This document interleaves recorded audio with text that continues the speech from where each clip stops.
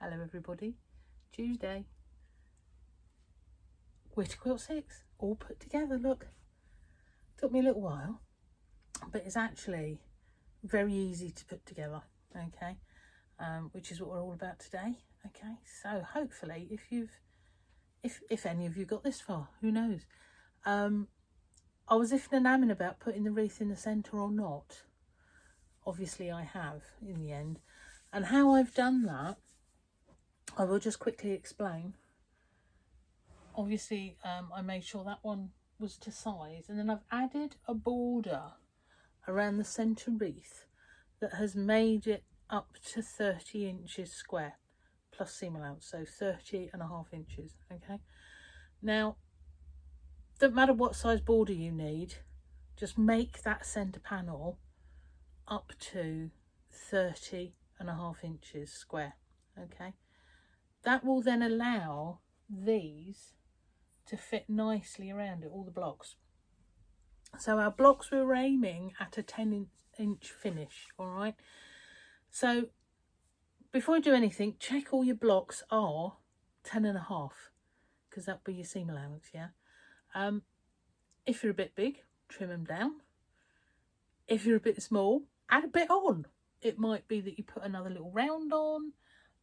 You might just put a little bit on one side, or you might, what I've been known to do on occasion is take off what's there and put a wider one on just to bring it out, or trim back partially and put another one right the way round to make it look purpose. Okay, so all of your 16 blocks need to be 10.5 inches ready to put together.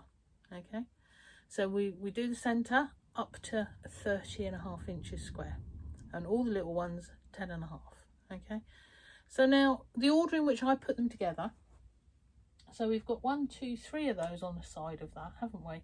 So I joined those 3 together and then joined it to the centre block. Then I went the other side and I joined 1, 2, 3 of them and joined that to the centre block. So you've got a big block going across the centre. All right, then I joined 5 across the top and put that to the top of the middle block.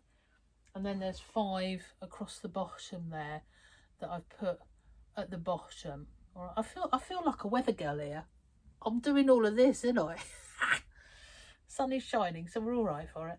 And then I've put a border on the outside edge, which is the same width as my one in the centre, so that it gives it a consistent sort of formality to the eye.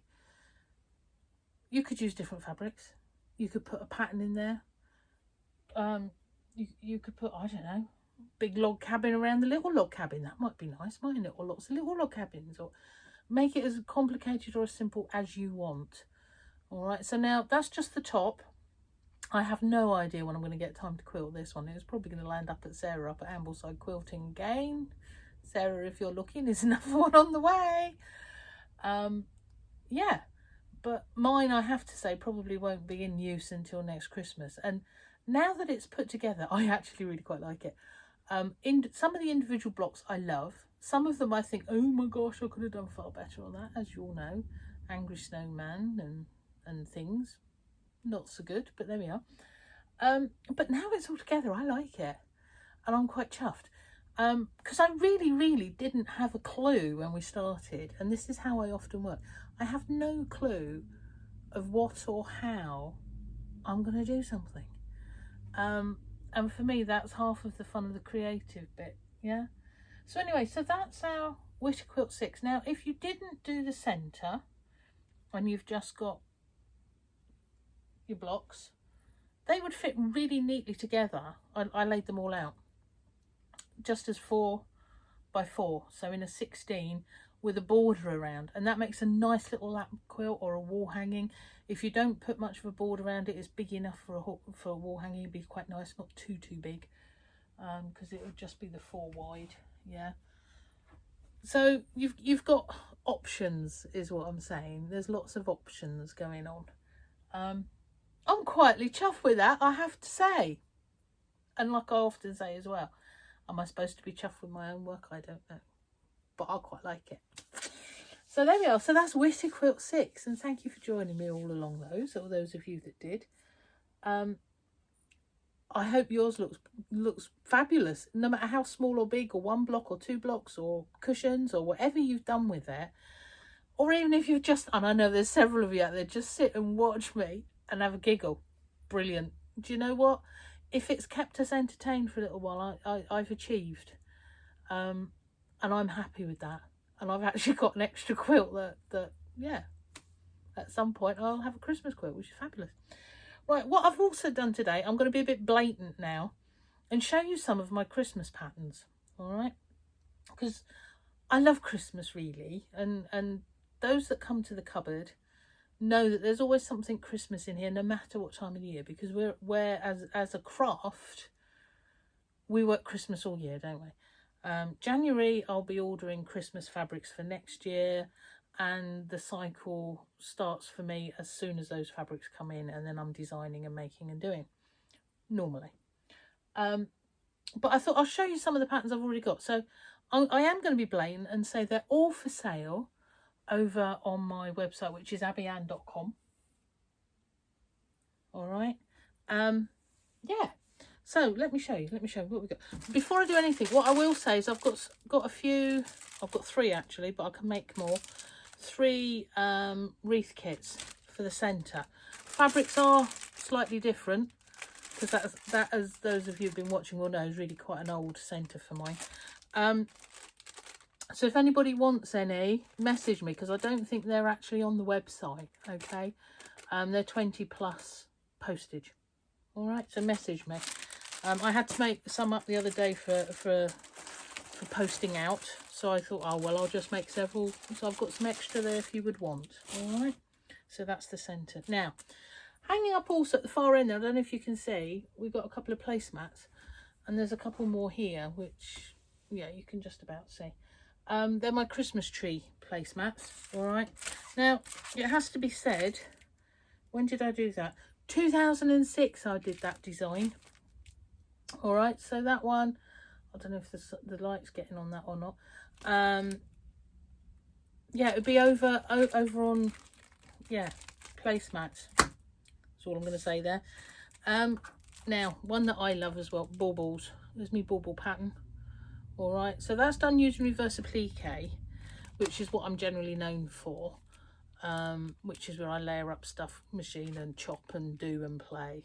All right, so you've got a full how-to in there, and all my patterns come with full size patterns and instruction. All right, I hate, do you know, I've said this before and I'll say it forever and ever and ever, I hate it if I've got a pattern that I've bought somewhere, if I've gone off to a show, because I do buy stuff to play for myself and make, and I open it up and it's not got a full-size pattern, so I can't get going at it. I get really twitchy, because from here, all right, now I've got a photocopier, but once upon a time I used to have to go down into town, which used to take forever, get it done, bring it home. You come home all excited from a show, you want to be making it. So my patterns all have full-size patterns in there with the instructions, all right, because as I say, I get a bit twitchy otherwise. Yeah, so there we go. So there's baubles. Right, I was saying something else, but I've lost it, I'm sure. There's Father Crimbo. I don't know if you can see him well enough there. He also is done using reverse applique. You could use any of the designs that are reverse applique, you could make in applique. So they will do either or. All right, so don't be put off if you think, oh, what's reverse applique? It's easy. And then there's my poinsettia pattern. That's a wall hanging. All right, so again, reverse applique, but again, you could applique it. It would all be good.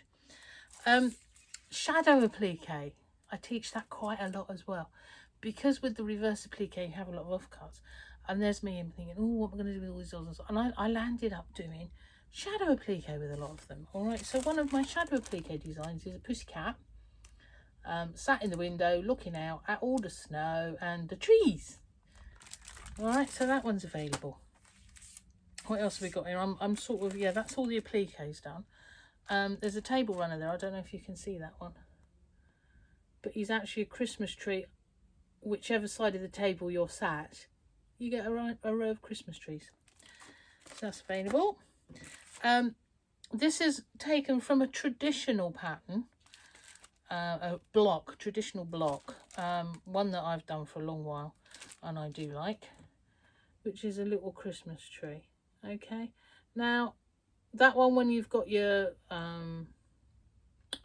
tell me, borders on, is 20 by 20, so I don't know, a wall hanging or a cushion cover or something like that. I've actually got, sat over there, 3 big Christmas trees made, ready. I haven't written the patterns for, I haven't had time to write the patterns for them, so I'm thinking they might actually be next year now. That's quite frightening, isn't it? So that'll be a nice surprise next year, my other Christmas trees. But there's a little one there that I did last year.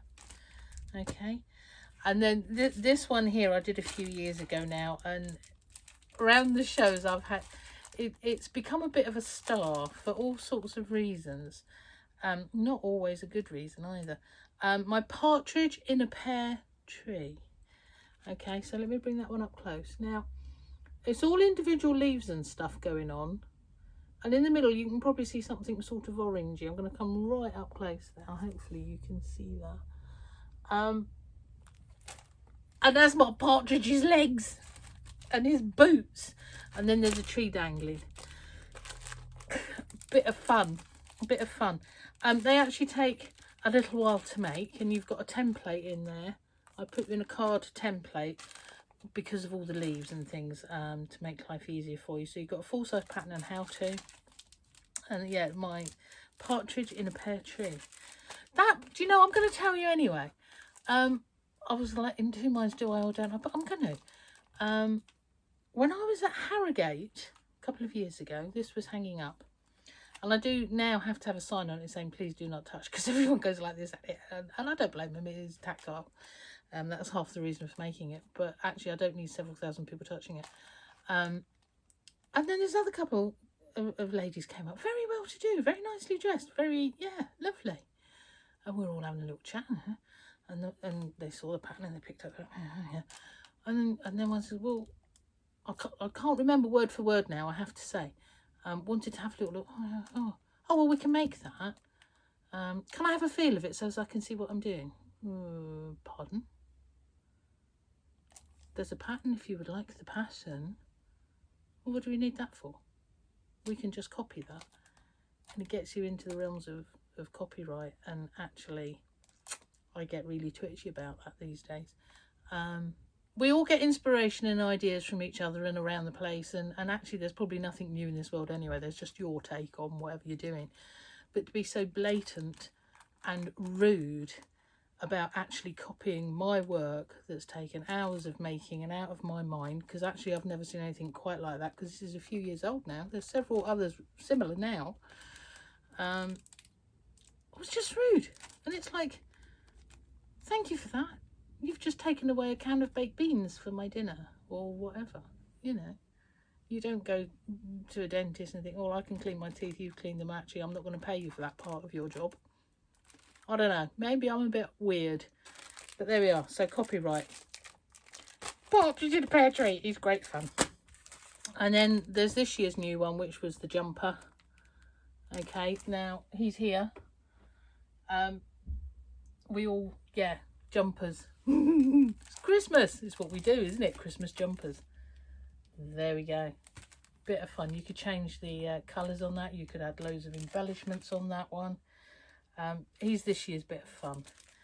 All right. And then we've got the Christmas tree down here. Now, this one is one that I did with Andy from Crafty UK, using his Dresden plate templates and his kit on how to do this with all his embellishments and things. He came and did a class here, of which I actually partook. And me being me, I didn't do what he was wanting me to do. I did this instead. I can't help myself. It has to be done. So I've had that up as kits as well. So all of these things you'll find over on my website on abbyann.com. All right. So that's me being very blatant and advertising, because we have got a little bit of time before Christmas. A lot of us are still locked down. So hopefully, and then they're major projects. Hopefully you will get them done in time for Christmas this year. Or maybe a present for somebody, who knows, for next year, whatever. But there's some of my patterns, so please do go and have a little look on my shop on abbyann.com. I can post this and anything out to you. Fabrics if you need fabrics. Admittedly, some of the fabrics might be a variation on whatever I've used because they might be a little bit older now. But yeah, any support, as I always say, is very gratefully received. Thank you so much, folks. So there we are. So that's Witter Quilt 6 and Christmas patterns. Now, and kits if anybody wants. We've got to the end of Witter Quilt 6. What to do next? That's what I'm asking you. Is there anything that you would like me to make, design? I've got several ideas come across on the Facebook group, Patchwork Witterings. That's great, thank you. I'm not necessarily thinking techniques and this is how you do stuff, because actually that comes into what I call full-on workshops. Now, I am looking at doing some videos if I can, which are actual proper workshops that you can plug and buy into. All right. So this really is a side project that we can have a little bit of fun with. All right. And it doesn't need to be too complicated, because we'll have all sorts of levels of ability out there. Okay. And hopefully something to do with scraps, because you know me, I love me scraps. I'm a great one for quilting. Came of thrift, didn't it? They had to use what they had. They didn't have the luxury of going and buying all the lovely stuff that we do years ago, so they had to make with what they had. So I actually quite like to make with what I've got left over from other major projects, if that makes sense. And we've all got a scrap pile, and then add into it anything major new that we need. Okay, so you're at least cycling some of your scraps and your stash. One thought that I've had, but I don't know what to do with it, that sounds bad, doesn't it, is we've all got fabric that we've bought at one time or another for whatever reason, and then further down the line you think, why the hell did I ever buy that? Oh my gosh, that's not going with that. Or you've bought something online which is classic these days, and it's not the quality you wanted, or it's not the colour that you expected, because all of our devices have different tones and we all see things differently anyway. So without daylighting an actual person, which is why shops will always win for me as opposed to internet purchase, but there we are, I still sell on the internet, as you know, but you don't know what you've got. So what I'm thinking is, we've all got stuff like that. Let's get it out and we'll make ugly quilts. I say ugly, they won't be ugly, but quilts using stuff that we think, why have we got that? All right, so we're going to get out whatever it is as a major piece of fabric. It might be 2 or 3 different ones, and then let's see, can we put other things with it to make it work? Yeah, so it will be a little bit of a lesson probably in colour, and pattern and design, and anything goes. Yeah, thrift, think thrift. All right, it might be something humongously big patterned. Why would you want a humongously big pattern? And you think, oh, I'm now scared by that and I don't know what to do. Well, let's have a play. I'm thinking that I might, if I can, do some interactive, either by Facebook or on YouTube. I'm not quite sure how this works. Or at least send me photos, I'm wondering, of your fabrics and thinking, oh, what can I put with that? What's going to go with that? And I can do like a little bit of a doctor thing. Does that make sense? So if you've got your colour and design and fabric queries, maybe I can help you with that. I don't know. You tell me. This is me saying to you, what would you like me to do next? And I'm thinking we will have a Witter Quilt 7. It's going to be a slower going one because I'm teaching as of tomorrow.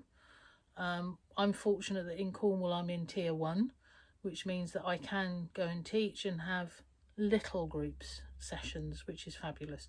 So my life's going to be picking back up again for a minute. I think after Christmas we all might be locked down again personally, but you know, who knows.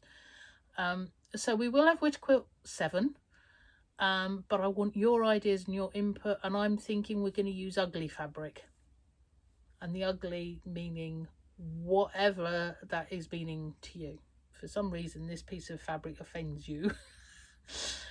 Does that sound right? I don't know. Anyway, so that's me finished at you. It's been a long witter today. Okay. Thank you for staying with me this long, everybody. And I know there's quite a lot of you out there now. Spread the word. Yeah. Because actually, I think there's a lot of us getting a lot from this and enjoying it.